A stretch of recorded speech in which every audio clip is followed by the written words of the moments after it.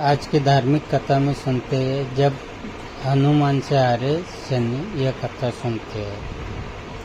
शनि के नाम से ही हर व्यक्ति डरने लगता है। शनि की दशा एक बार शुरू हो जाए तो 7.5 साल बाद ही पीछा छोड़ती है, लेकिन हनुमान भक्तों को शनि से डरने की तनिक भी जरूरत नहीं है।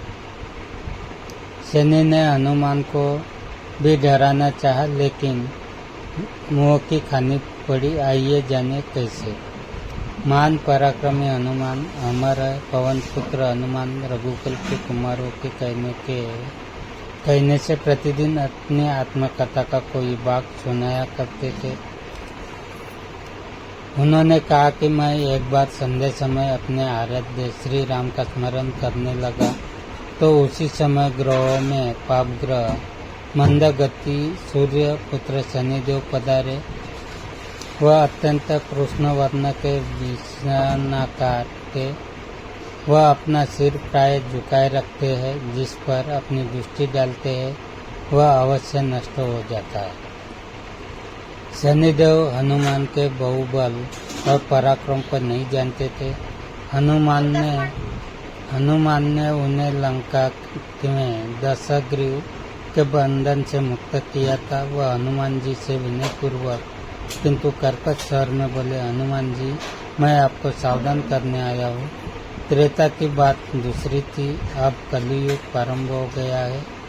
भगवान वासुदेव ने जिस क्षण अपनी अवतार लीला का समापन किया, उसी क्षण से पृथ्वी पर कली का प्रभुत्व हो गया। यह कलियुग है। इस युग में आपका शरीर दुर्बल और मेरा बहुत बलिष्ठ हो गया है। अब आप मेरी 7.5 की दशा प्रभावी हो गई है। मैं आपके शरीर पर आ रहा हूँ। शनिदेव को इस बात का तनिक भी ज्ञान नहीं था कि रघुनाथ के चरणाश्रितों पर काल का प्रभाव नहीं होता। करुणा निदान जिनके हृदय में एक क्षण को भी आ जाते हैं, काल की कला वह सर्वथा निष्प्रभावी हो जाती है। प्रारब्ध के विधान वह प्रभुत्वहीन हो जाते हैं। सर्वसमर्थ पर ब्रह्म के सेवकों का नियंत्रण, संचालन, पोषण प्रभु ही करते हैं। उनके सेवकों की ओर दुष्ट उठाने का साहस कोई सुर असुर करे तो स्वयं अनिष्ट भाजन होता है। शनिदेव के अग्रज यमराज भी प्रभु के भक्त की ओर देखने का साहस नहीं कर पाते। हनुमान जी ने शनिदेव को समझाने का प्रयत्न किया, आप कहीं अन्यत्र जाए। ग्रहों का प्रभाव पृथ्वी के मरणशील प्राणियों पर ही पड़ता है। मुझे अपने आराध्य का स्मरण करने दे। मेरे शरीर में श्री रघुनाथ जी के अतिरिक्त दूसरे किसी का स्थान नहीं मिल सकता। लेकिन शनिदेव को इससे संतोष नहीं मिला। वह बोले, मैं सृष्टिकर्ता के विधान से विवश हूँ। आप पृथ्वी पर रहते हैं, अतः आप मेरे प्रभुत्व क्षेत्र से बाहर नहीं है। पूरे 22.5 वर्ष व्यतीत होने पर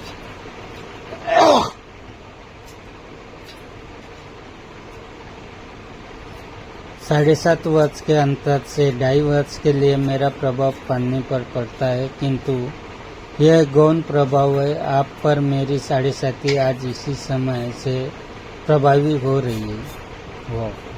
मैं आपके शरीर पर आ रहा हूँ, इसे आप टाल नहीं सकते।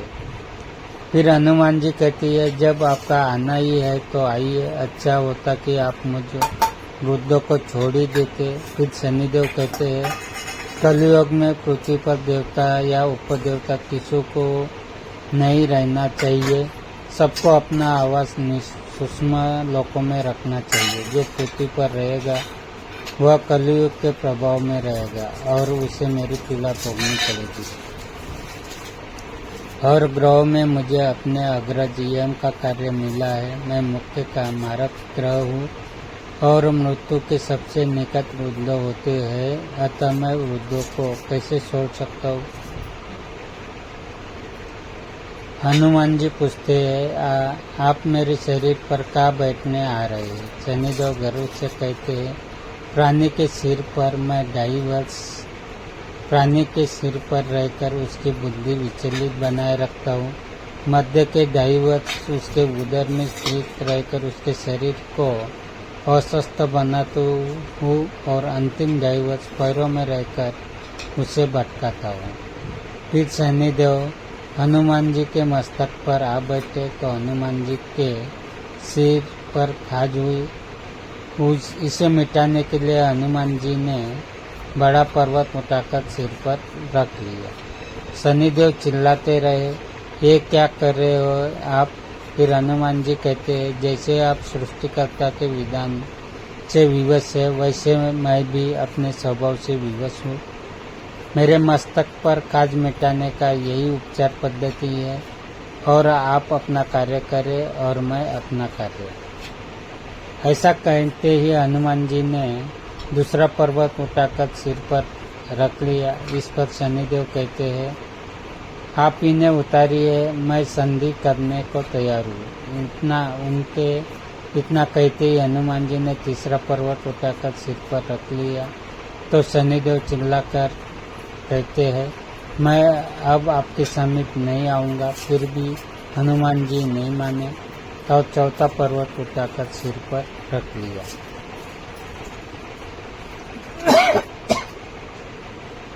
शनिदेव फिर चिल्लाते हैं, पवन कुमार त्राही माम रामदूत अंजनाय नमः। मैं उसको भी पीड़ित नहीं करूँगा जो आपके स्मरण करेगा।